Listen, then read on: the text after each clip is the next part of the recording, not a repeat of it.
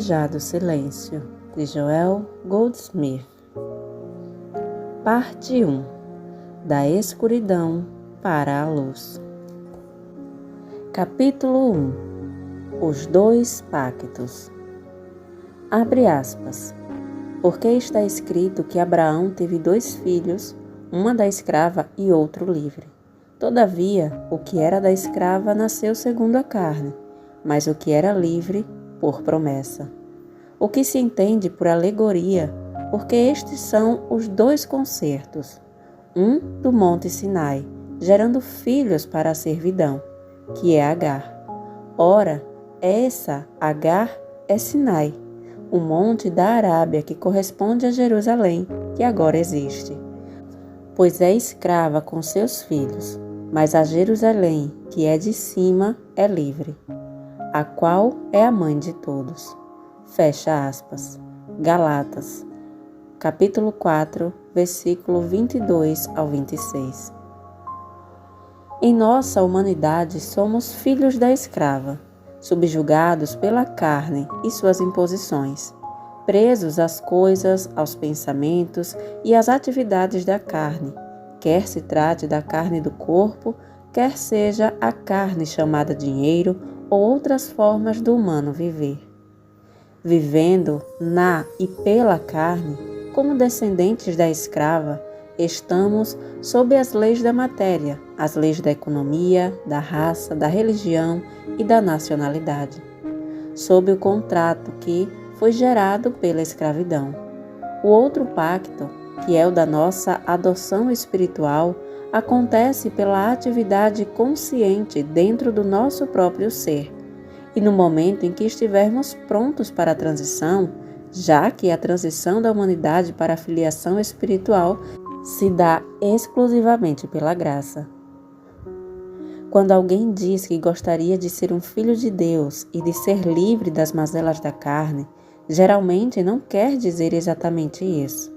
Quer dizer que gostaria de ser livre das mazelas da carne, mas sem abrir mão dos seus proveitos e prazeres.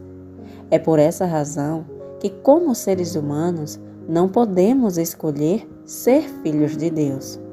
Mas virá um dia, na consciência de cada um de nós, para alguns agora mesmo e para outros daqui a diversas existências, quando, pela graça interior, seremos capazes e desejosos não só de nos livrar dos desgostos da carne, mas também dos seus proveitos e prazeres. Desejaremos nos familiarizar com nossa identidade espiritual, ou seidade, com essa nova criatura, outra que não a antiga, saudável e honrada, uma criatura nova, nascida do Espírito. Essa é a experiência da transição. Ser nascido pelo Espírito significa renascer por uma transformação da consciência. E esse renascimento pode ocorrer enquanto estamos neste plano de existência terrena, assim como pode ter lugar após termos deixado esta esfera. É bom lembrar que se não conseguirmos fazer a transição aqui, sempre haverá para nós uma oportunidade em outro momento, pois no reino de Deus não existe o tempo.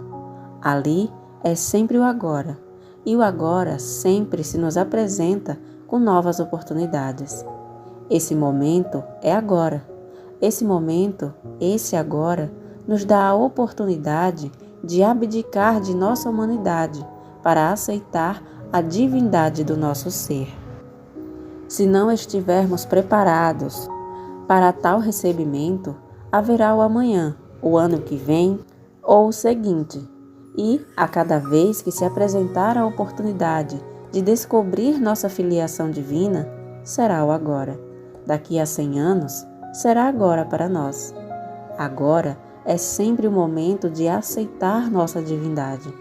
Embora para alguns possa ter ocorrido anos atrás e para outros possa acontecer daqui a anos. Quer ocorra neste exato momento, quer a qualquer outra hora. Quando acontecer, será agora.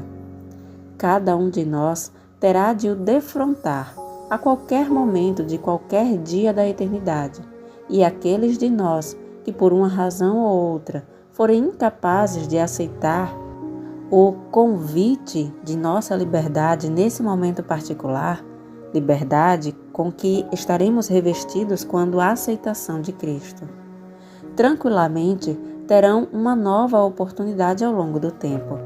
Para aqueles que se foram antes de nós, alguns dos quais em profunda escuridão espiritual, outros em estado de pecado mortal e de degradação, também existe o agora, e eles também têm a mesma oportunidade agora que tiveram e rejeitaram aqui na terra, e agora podem ter desenvolvido uma maior capacidade de aceitação.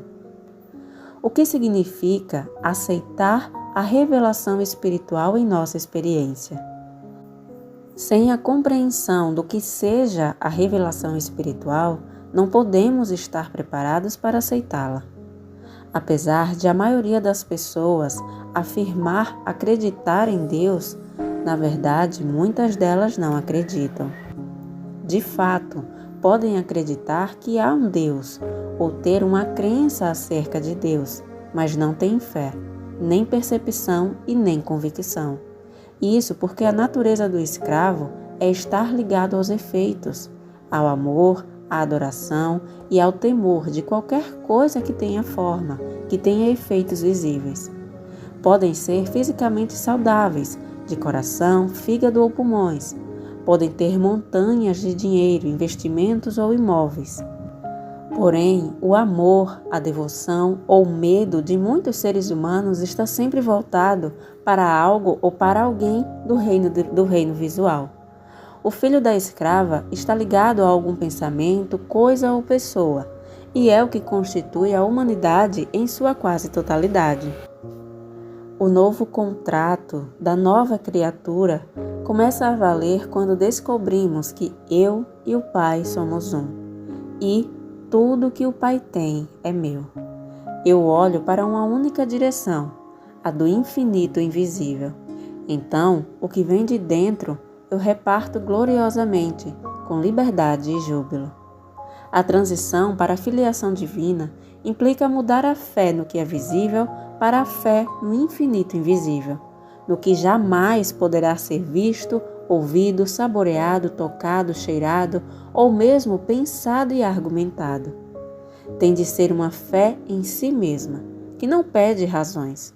Deve haver uma convicção avassaladora, condizente com essa fé, mesmo antes de saber o que é, ou seja, um instinto profundo, uma intuição, uma graça interior. Não haverá sinais a seguir. Os sinais seguem aquele que crê. Quando a fé se instala, os sinais vêm. Se nos dedicarmos a qualquer sinal, qualquer coisa ou pensamento em que podemos nos apegar, então tal coisa ou pensamento será algo sobre qual repousa a nossa fé, em vez de estar no invisível, que é Deus. É possível pensar e repensar na verdade, e até certo ponto isso é natural e certo. Porém, virá o momento em que o pensamento para, se faz um branco, quase um vazio, e então nesse vazio jorra a própria presença e força de Deus. Podemos atingir essa presença apenas estando despidos, no momento de completo silêncio, quando todo o processo de pensamento estiver parado, quando nada tivermos para nos apoiar, nada em que fixarmos nossa felicidade, e tivermos nos tornado estéreis e vazios. Esse é o momento em que perceberemos que, mesmo sem poder conhecê-lo, senti-lo ou pensá-lo, aí está uma presença invisível, um algo inatingível que todavia é atuante, e que de dentro da própria invisibilidade manifestará tudo o que for necessário ao nosso desenvolvimento. Se acharmos que somos alguma coisa, erraremos gravemente. Apenas quando atingirmos a renúncia a nós mesmos é que a divina seidade do nosso próprio ser revelar-se-á. E o caminho é o silêncio. O silêncio não é a ausência de som, mas um estado de consciência que nos torna capazes de refrear qualquer reação da mente ao que é visto ou ouvido. Por exemplo, Podemos ver e reconhecer uma sombra na parede, uma figura assustadora, e não ter a reação de medo, sabendo que é uma sombra. Quando a consciência tiver atingido o conhecimento de uma força, de uma lei, uma substância, uma causa, a unidade, não mais responderemos com medo, dúvida ou horror a qualquer coisa vista ou ouvida. E então a consciência terá ido além da força e atingido o silêncio, a cura da consciência.